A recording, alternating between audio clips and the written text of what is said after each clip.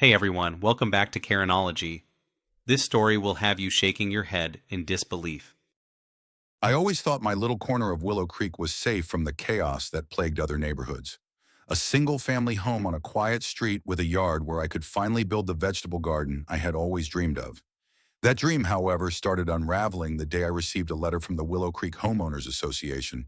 It wasn't a friendly welcome, but a demand, a $15,000 beautification fee for renovations to the neighborhood clubhouse. I frowned as I read through the formal jargon. Beautification fee? I muttered. I didn't approve anything like this. The Homeowner Association Board was known for their overreach, but this was something else entirely. I decided to attend the next meeting to get answers. That's when I met Karen Simmons, the president of the Homeowner Association. She was everything the story said, a towering figure with a permanent scowl and a voice that cut through a room like a cold wind. "Jonathan Rivers, isn't it?" Karen said, her lips curling into a predatory smile when I introduced myself. "You're the new homeowner. Welcome to Willow Creek. I trust you'll be contributing to our community improvement initiatives." "I'm not here to discuss contributions," I replied evenly. "I want to understand why I'm being charged $15,000 for something I didn't agree to." Karen's eyes narrowed. "The board voted on it. It's for the good of the community. Surely you want to be a good neighbor." "The good of the community doesn't justify forcing people to pay for decisions they had no say in," I shot back. "I'm not paying until I see a detailed breakdown of costs and proof that this vote was legitimate." Her smile faltered, replaced by a glare. "It's mandatory, Mr. Rivers. I suggest you read the Homeowner Association bylaws more carefully." That was just the beginning. Over the next week, I noticed Karen's influence creeping into every aspect of my life. First, the Homeowner Association began sending violation notices for minor infractions. My garbage cans weren't perfectly aligned on pickup day, my mailbox paint was slightly chipped, and, most absurdly, the flowers in my garden were deemed non-compliant with the Homeowner Association's aesthetic standards. I decided to dig deeper.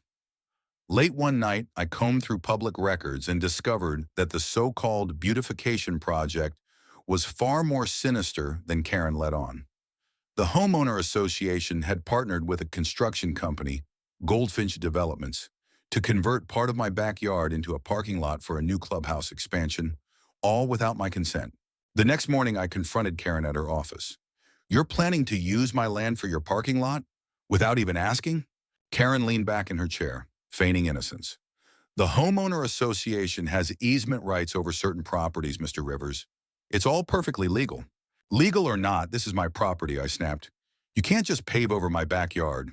"It's for the community's benefit," she replied smoothly. "You should consider the bigger picture." "The bigger picture?" My voice rose. "The bigger picture is that you're stealing my land." Karen's smile returned, this time with a chilling edge. "I would watch your tone, Mr. Rivers. The Homeowner Association has ways of dealing with uncooperative homeowners." That night, I found a drone hovering over my property, its camera trained on my backyard. When I tried to shoo it away, it zipped off toward Karen's house. The next day, I woke up to find an official notice taped to my door. "Homeowner Association. Fine $500 for violating drone safety regulations." It was war, and Karen had fired the first shot, but she had no idea who she was dealing with. I wasn't about to let her or the Homeowner Association steamroll over my rights. If they wanted a fight, I was ready to give them one. The next morning, I woke up to a cacophony outside my window. Trucks from Goldfinch Developments rumbled down the street, their trailers loaded with paving equipment. My stomach churned as I threw on a jacket and stepped outside. They weren't just driving past, they were parking right in front of my house. "Hey, what's going on here?" I called out, marching toward the lead driver. A burly man in a reflective vest stepped down from the cab, clipboard in hand. "We've got clearance from the Homeowner Association to start prepping the lot," he said matter-of-factly, nodding toward my backyard. "Clearance," I barked. "This is my property. You can't just start digging."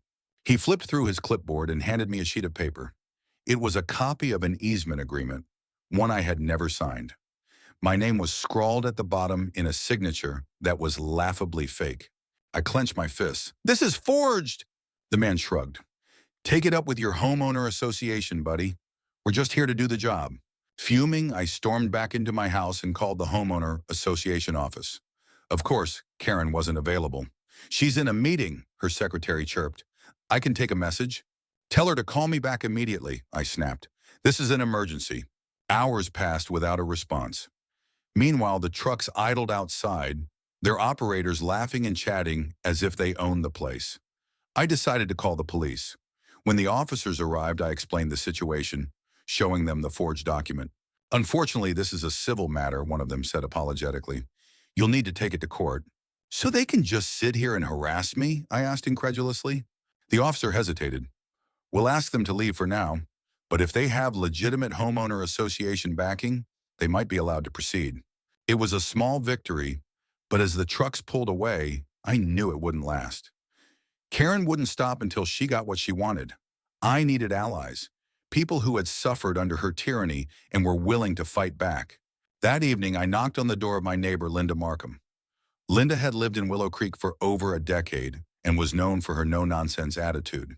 If anyone could rally the neighborhood, it was her.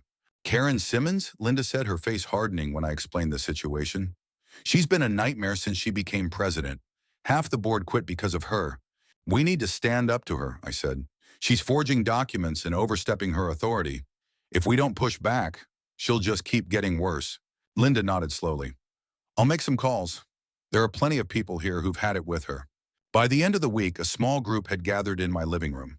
There was Linda, of course, along with Tom and Cheryl Benson, who'd been fined $2,000 for having a non-compliant patio umbrella, and Raj Patel, whose request to install solar panels had been denied for aesthetic reasons.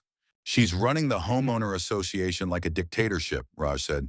"If she's forging documents, that's grounds for removal." "We'll need proof," Linda added. "Something we can take to court." I pulled out the forged easement document. "This is a start, but I'm sure there's more. Karen's too confident to be working alone."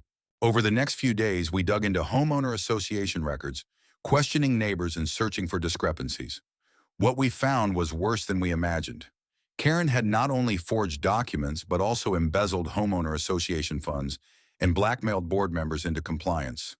The deeper we dug, the clearer it became that she was orchestrating a massive scam. Then came the breaking point. Late one night, I heard footsteps outside my window. Peering through the blinds, I saw two figures sneaking around my backyard.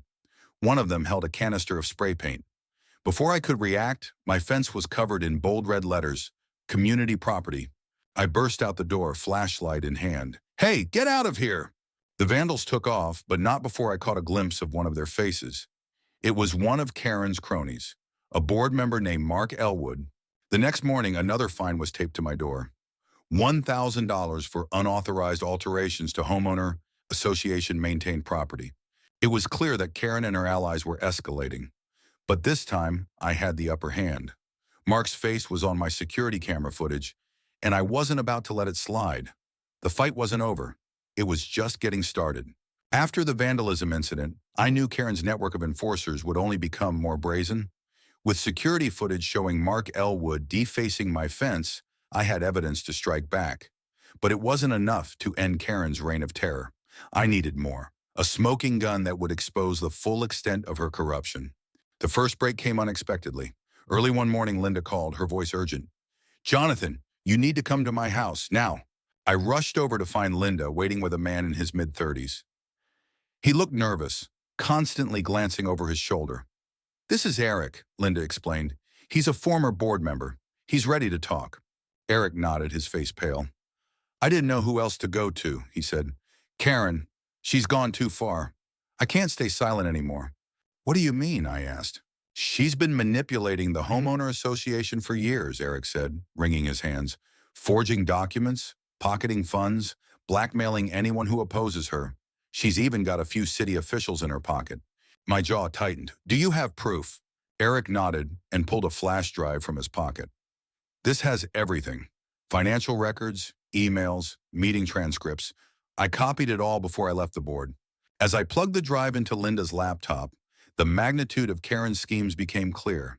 There were fake invoices for community projects that funneled money into private accounts, email threads where Karen threatened board members with fabricated violations, and even a zoning application to reclassify my property as part of the homeowner association's jurisdiction. "This is it," I said, scrolling through the files. This is what we need to take her down. But Eric wasn't done. There's more, he said. Karen's planning something big. She's been meeting with developers about a major expansion. If it goes through, half the neighborhood could lose their homes. The room went silent as the weight of his words sank in. Karen wasn't just a bully. She was a predator, systematically stripping people of their rights and property for profit. We need to act fast, Linda said. If she gets that zoning approved, it'll be too late. The next step was to rally the neighborhood. Linda and I spent the next few days going door to door, sharing what we'd uncovered.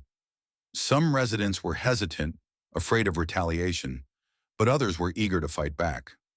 By the end of the week, we had a coalition of 20 homeowners ready to take a stand. Our first move was to file a formal complaint with the city, attaching the evidence from Eric's flash drive. But Karen was one step ahead. The day after we submitted the complaint, city inspectors showed up at my house with a notice of code violations. They claimed my garden shed was unsafe and ordered it demolished within 48 hours. I refused, of course, but the pressure was mounting. Linda faced similar harassment. Inspectors cited her for having improperly trimmed bushes and threatened to fine her $1,000 a day until she complied. It was clear Karen was using her connections to intimidate us. Then came the breaking point. One evening, I returned home to find a bulldozer parked on the edge of my backyard. A crew from Goldfinch Developments was unloading equipment, preparing to start construction. I marched over to the foreman. "What the hell do you think you're doing?" "We're here under homeowner association orders," he replied, holding up a work order with Karen's signature. "This is private property," I yelled. "You have no right to be here." "Take it up with the homeowner association," he said dismissively. Furious, I called the police again. This time they seemed more sympathetic.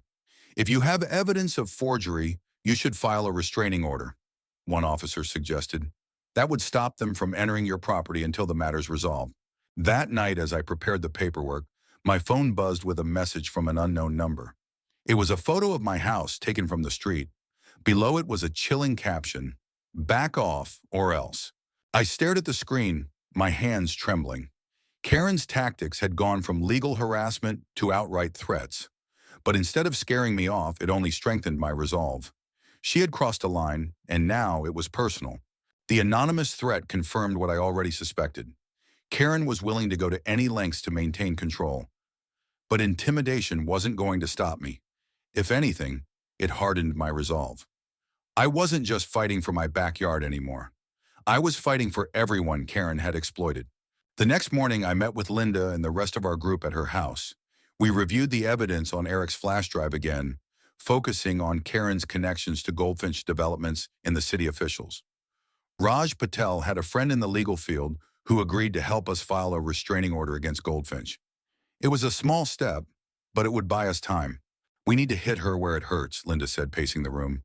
"If we expose this to the media, Karen's whole operation could crumble." Tom Benson, who had connections with a local journalist, agreed to reach out. By the end of the day, we had a meeting scheduled with Sarah Miller, an investigative reporter known for her hard-hitting exposés on local corruption. When we presented our case to Sarah, she was immediately interested.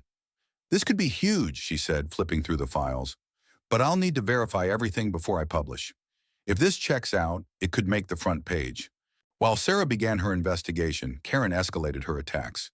The restraining order temporarily halted construction, but the homeowner association retaliated by filing a lawsuit against me for obstructing community development.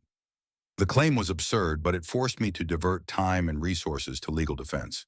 Meanwhile, Sarah uncovered even more damning evidence.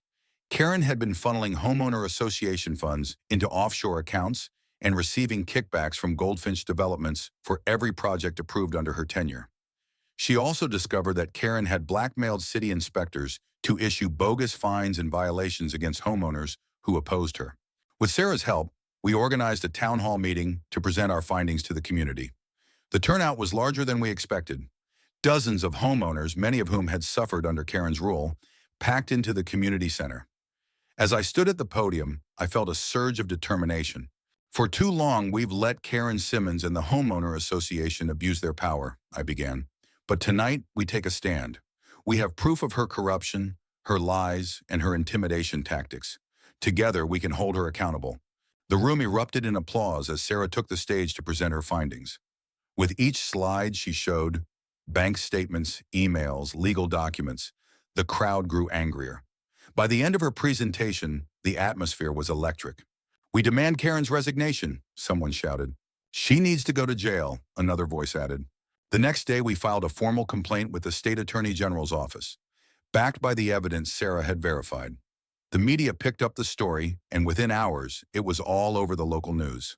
Karen's smug face was replaced by a look of panic as reporters swarmed her house demanding answers. But Karen wasn't going down without a fight. That evening, she called an emergency homeowner association meeting, inviting only her staunchest supporters. Determined to hear what she had planned, I snuck into the back of the clubhouse with Raj and Linda. Hidden behind a partition, we listened as Karen laid out her strategy. "We're under attack," she said, her voice steely. "These accusations are baseless, but we need to act swiftly. I want statements from everyone on the board defending my leadership, and we'll file counterclaims against those spreading lies." "But what about the evidence?" one board member asked hesitantly. "Leave that to me," Karen replied. "I have connections who can make this disappear." I clenched my fists, anger surging through me. Karen's arrogance was staggering, but her desperation was beginning to show. She was cornered, and she knew it. The next morning, I received a call from Sarah. "You won't believe this," she said. "I just got a tip from someone inside the homeowner association. They want to meet with you." "Who?" I asked. "They didn't say," Sarah replied. "But they claimed to have information that could end this once and for all." It was a risk, but I knew I had to take it. That evening, I met the informant at a diner on the edge of town. To my surprise, it was Mark Elwood, the same board member I had caught vandalizing my fence. "I'm sorry for what I did," Mark said, his eyes downcast. "Karen forced me into it. She's been blackmailing me for years. But I can't do this anymore. I have documents that prove everything. Her embezzlement, her deals with Goldfinch, even her attempts to bribe the attorney general."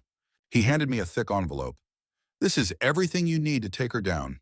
As I drove home, my mind raced. With Mark's evidence, we finally had the ammunition to end Karen's tyranny for good. But I couldn't shake the feeling that she wouldn't go down without a fight. Mark Elwood's envelope felt like the key to unlocking everything. As I opened it in the safety of my living room, Linda, Raj, and Tom gathered around. Inside were contracts, emails, and financial records, a damning paper trail connecting Karen to every corrupt act she had orchestrated. There was even a signed agreement between Karen and Goldfinch Developments outlining their shared profits from the illegal projects. "This is it," Linda said, flipping through the documents. "This proves she's not just abusing her position, she's breaking the law. And she's been covering her tracks," Raj added, pointing to a series of emails discussing forged approvals and bribes. "This isn't just an homeowner association issue anymore." We compiled the evidence and sent it to Sarah Miller, who was already preparing her next expose.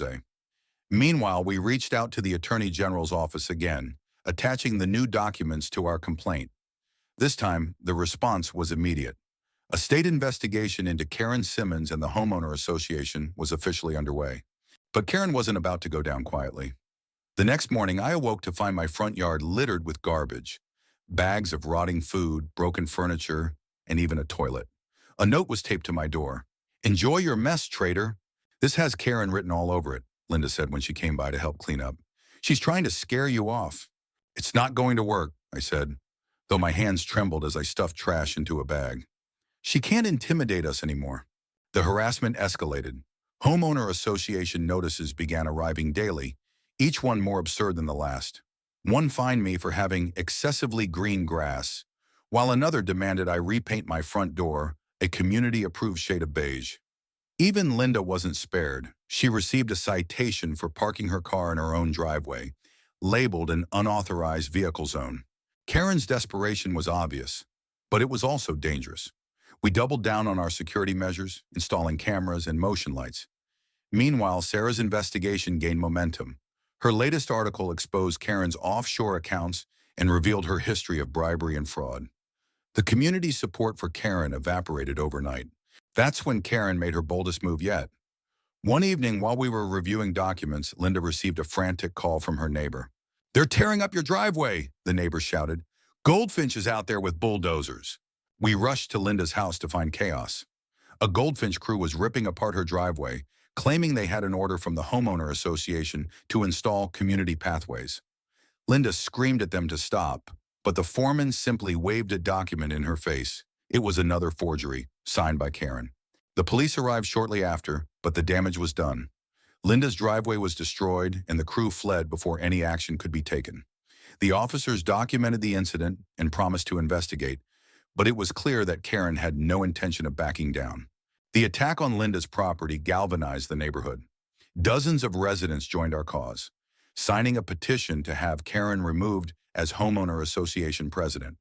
We organized a formal vote, ensuring every homeowner's voice was heard. Karen tried to block the vote, but the state's investigation into her actions stripped her of her authority. On the day of the vote, tensions were high.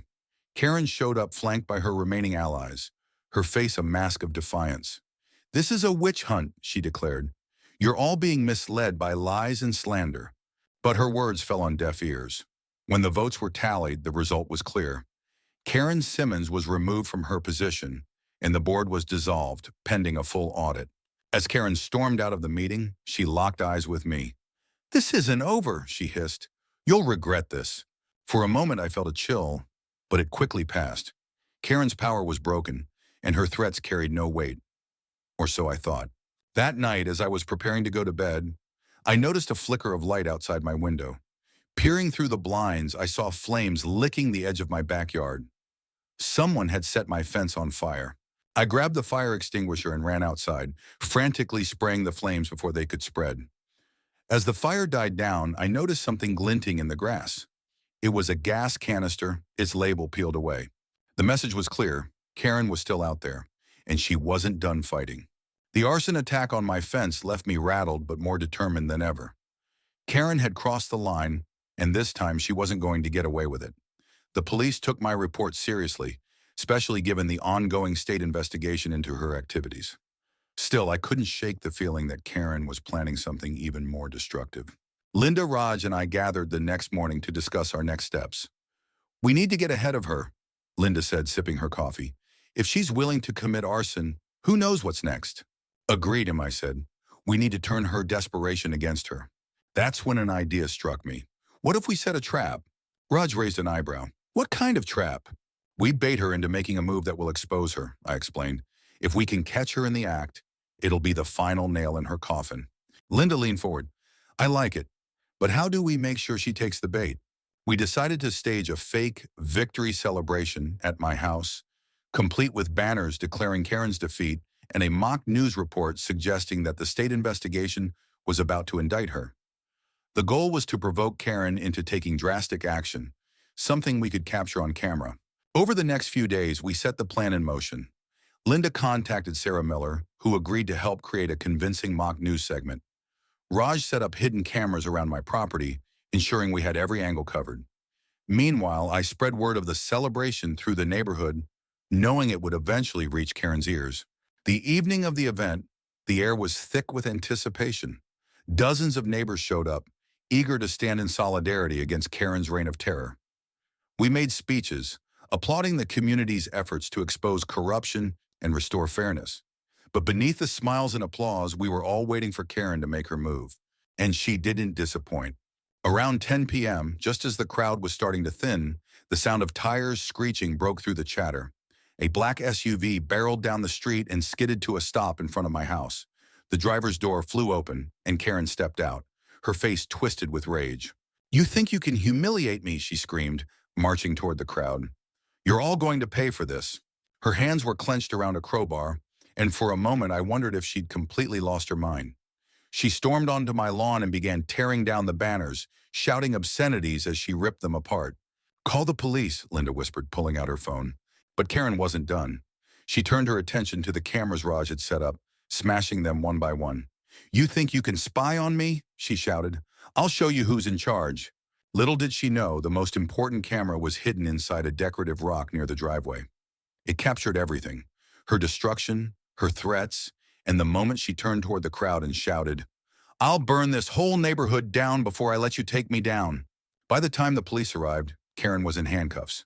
The footage we provided was damning, and with the state investigation already underway, it didn't take long for charges to be filed. Arson, destruction of property, intimidation, the list went on. For the first time, Karen Simmons was facing real consequences. The community breathed a collective sigh of relief as the news broke. Karen's remaining allies on the Homeowner Association board quickly distanced themselves, resigning en masse to avoid further scrutiny. The state appointed a temporary administrator to oversee the Homeowner Association while a new board was elected. But the fight wasn't over. As Linda reminded me, we've dealt with Karen, but there's still a lot of work to do to fix this neighborhood. She was right. The damage Karen had caused would take years to repair, both financially and emotionally. But for the first time, it felt like we were on the right path. Together, we had stood up to corruption and won. And if Karen ever dared to come back, we'd be ready. Karen's arrest sent shockwaves through Willow Creek. For years, she had ruled the neighborhood with an iron fist, her control seemingly unshakable. But as news of her downfall spread, residents began to share stories of their own experiences. Stories of intimidation, extortion, and retaliation. The community was finally waking up. The first order of business was to rebuild trust. The state-appointed administrator, Cynthia Monroe, called a town hall meeting to discuss the future of the Homeowner Association. "We need transparency and accountability," she said, addressing a packed room. "This community deserves better, and together we can ensure that happens." Linda and I volunteered to join the interim committee tasked with drafting new Homeowner Association bylaws. It was a daunting task, but one that felt necessary. "If we don't do this right," Linda said, "we're just leaving the door open for another Karen." As we pored over legal documents and solicited input from neighbors, the true extent of Karen's schemes came to light. The Homeowner Association's finances were in shambles, with thousands of dollars unaccounted for. Goldfinch Developments had received massive payouts for incomplete projects, and many homeowners were still facing baseless fines and liens. Meanwhile, Karen's legal troubles deepened. The state's investigation uncovered even more evidence of fraud and embezzlement, leading to additional charges. Her lawyer attempted to negotiate a plea deal, but the prosecutor wasn't interested. "People like Karen Simmons think they're untouchable," he said in a press conference. "It's time to show them they're not." But while Karen's story was dominating the headlines, life in Willow Creek was far from peaceful. Goldfinch Developments, now under scrutiny, abandoned several ongoing projects, leaving half-finished construction sites scattered throughout the neighborhood. One of those sites was Linda's driveway, a glaring reminder of the chaos Karen had caused. "They can't just leave it like this," Linda said, staring at the rubble in frustration. "We need to hold them accountable too." I agreed. With help from Raj, we organized a neighborhood coalition to demand action from Goldfinch. Dozens of residents signed a petition, and we staged a protest outside their local office. The media attention we received was enough to force Goldfinch's hand. Within weeks, crews were back in Willow Creek, repairing the damage they'd left behind. Amidst all this, I received an unexpected visitor. Mark Elwood, the former board member who had turned whistleblower, showed up at my door one evening.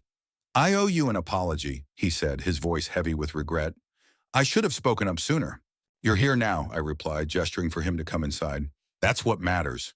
Mark explained how Karen had manipulated him, using blackmail and threats to keep him in line. "I was weak," he admitted, "but seeing what you and the others did, it gave me the courage to finally do the right thing." His words resonated with me. For all the pain Karen had caused, her downfall had also brought the community closer together. People who had once been strangers were now working side by side to rebuild what she had tried to destroy. As weeks turned into months, the transformation was remarkable. The interim committee finalized the new bylaws, ensuring that no one person could ever wield as much power as Karen had. A new board was elected, composed of residents who had proven their commitment to fairness and transparency. And while the scars of Karen's reign remained, they served as a reminder of what the community had overcome. On the day of the first official Homeowner Association meeting under the new board, I stood in the crowd, feeling a sense of pride and relief. Linda nudged me with a smile.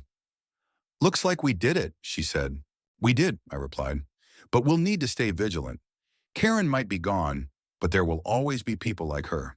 As the meeting began, I glanced around the room, taking in the faces of my neighbors. For the first time in years, Willow Creek felt like a community again. A place where people looked out for one another, instead of living in fear. Karen's story wasn't over yet. Her trial was scheduled for the following month, and the prosecutor's office had hinted at more revelations to come. But for now, I was content to focus on the present. We had taken back our neighborhood, and that was a victory worth celebrating. The community was beginning to heal, but the specter of Karen Simmons still loomed large. Even as her trial approached, rumors swirled about her connections and the possibility that some of her allies might attempt to disrupt the progress we had made. Linda and I kept a close watch on the neighborhood, determined to protect what we had fought so hard to reclaim. One evening, as I was reviewing the latest homeowner association financial reports, part of our ongoing effort to clean up Karen's mess, I received an unexpected call. It was Sarah Miller, the investigative journalist who had been instrumental in exposing Karen. "Jonathan, I found something," she said, her tone cautious. "It's about Karen's connections. I think you should see this in person." The next morning, I met Sarah at her office. She laid out a series of documents and photographs that painted a chilling picture. Karen's ties to Goldfinch Developments were deeper than we had realized. The company wasn't just a contractor. It was a front for a much larger operation involving land grabs and fraudulent real estate deals. And Karen wasn't acting alone. "This goes beyond Willow Creek," Sarah explained. "Goldfinch has been targeting neighborhoods like yours across the state, using homeowner association leaders to push their agenda. Karen was just one cog in a much bigger machine." My stomach churned as I flipped through the evidence. There were emails between Karen and high-ranking executives discussing plans to rezone properties and force out homeowners who refused to comply. In some cases, they had even fabricated environmental violations to justify demolitions.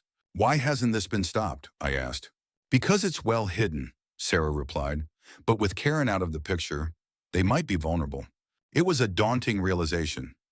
Even with Karen behind bars, the fight wasn't over. Goldfinch and its allies still posed a threat, not just to Willow Creek, but to countless other communities.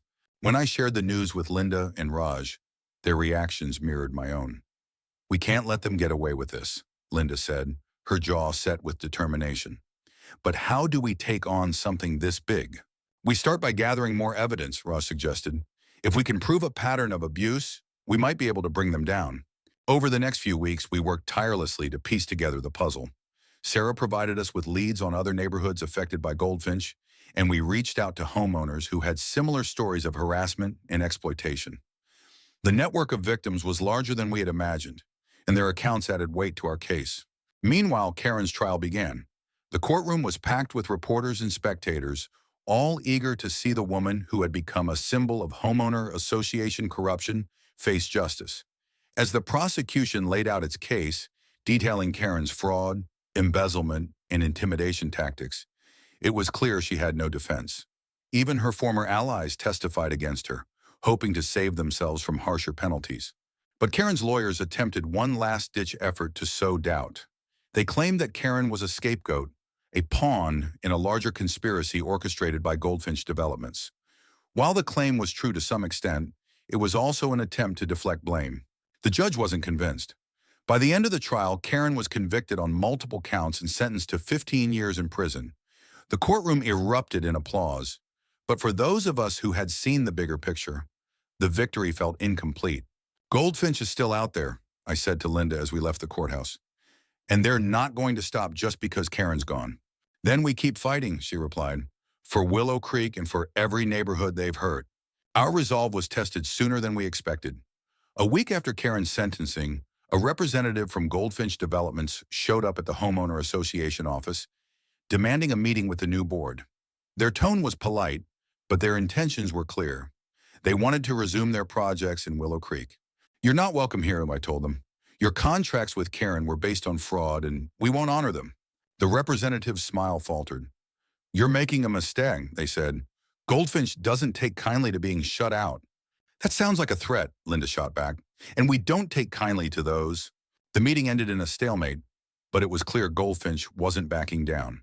As we prepared for the next phase of the battle, I couldn't help but feel a mix of apprehension and determination.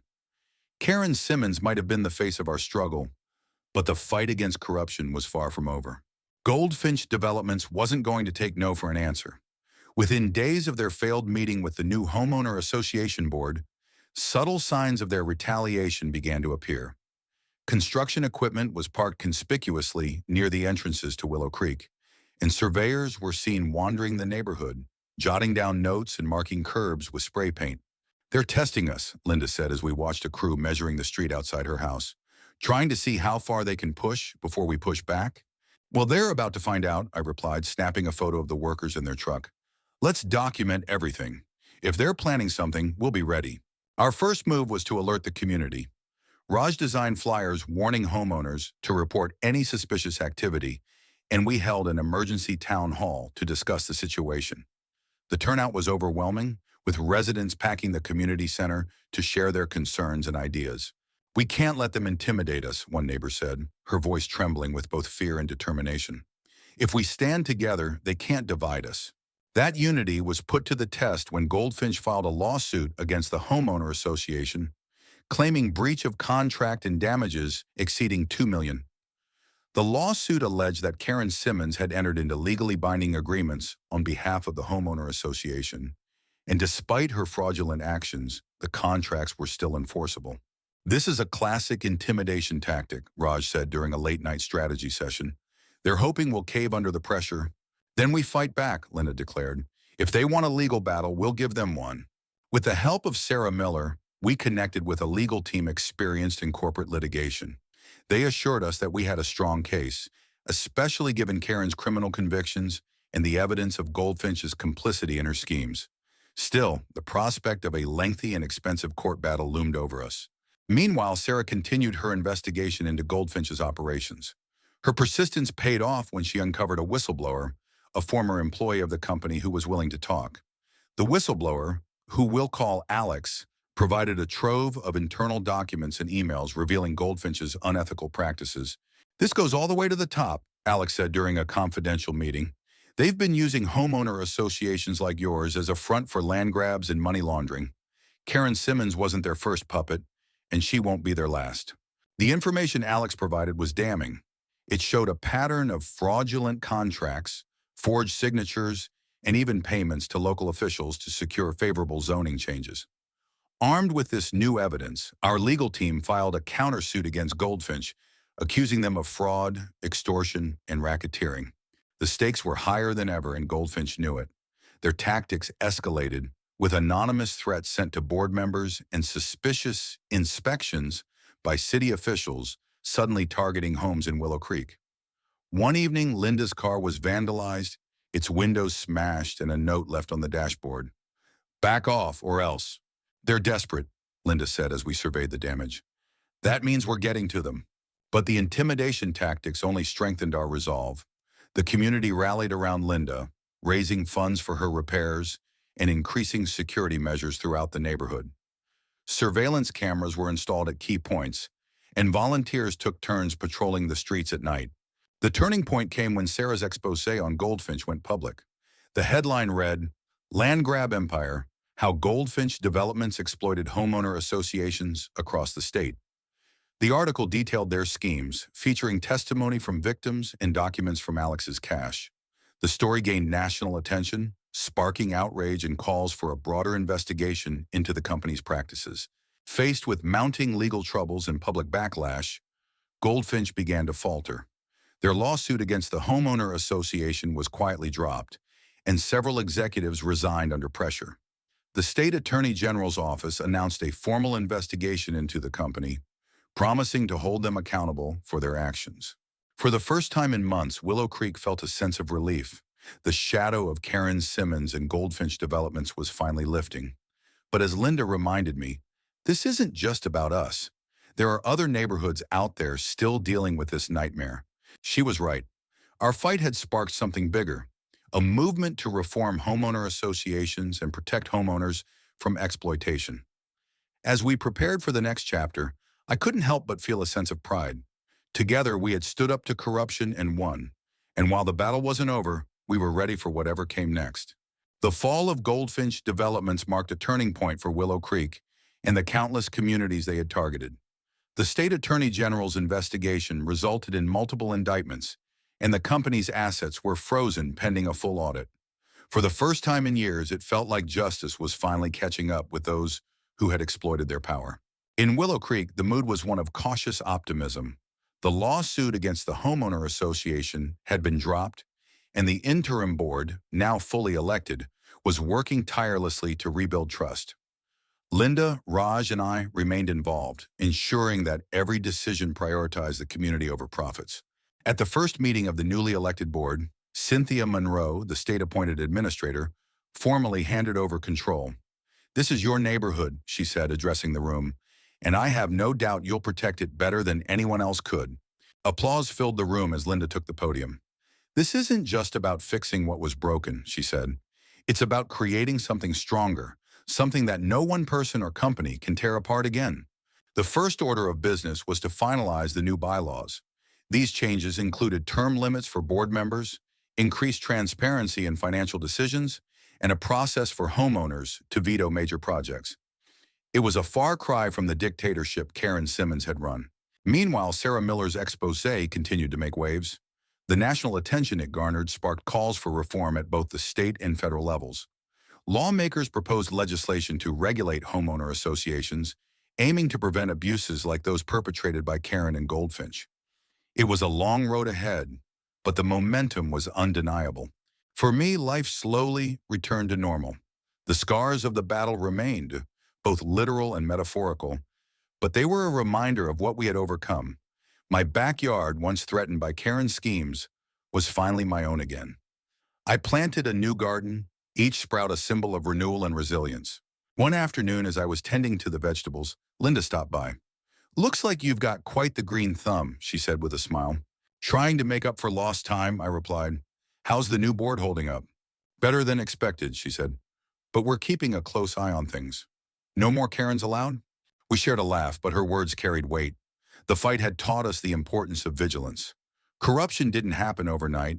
It crept in slowly, feeding on complacency. But now the community knew better. As the months passed, Willow Creek transformed. The half-finished projects left by Goldfinch were finally completed by reputable contractors, and the neighborhood regained its charm. More importantly, the sense of fear and division that Karen had sown was replaced by a renewed spirit of unity. The final chapter of Karen Simmons' saga came during her sentencing hearing. Standing before the judge, she maintained her defiance, insisting she was a victim of circumstance. But her words fell flat, drowned out by the mountain of evidence against her. The judge handed down a sentence of 15 years, citing her blatant disregard for the law and the well-being of others. As Karen was led away, I felt a mix of emotions: relief, satisfaction, and a lingering sadness for what she had cost us. But more than anything, I felt pride. Pride in the community that had stood together, fought back, and won. At the next homeowner association meeting, Linda proposed a motion to dedicate a portion of the neighborhood park to the efforts of the residents who had fought for justice. "This isn't just a victory for Willow Creek," she said. "It's a reminder of what we can achieve when we refuse to back down." The motion passed unanimously, and the park was soon adorned with a small plaque that read, "To the people of Willow Creek, whose courage and unity restored the heart of this community." As I stood before the plaque during the dedication ceremony, surrounded by friends and neighbors, I couldn't help but smile. The journey had been grueling, but it had also been worth it. Together, we had proven that even in the face of corruption and greed, ordinary people could make a difference. And as the sun set over Willow Creek, I knew one thing for certain: this was just the beginning. The fight for justice didn't end here, but we were ready for whatever came next.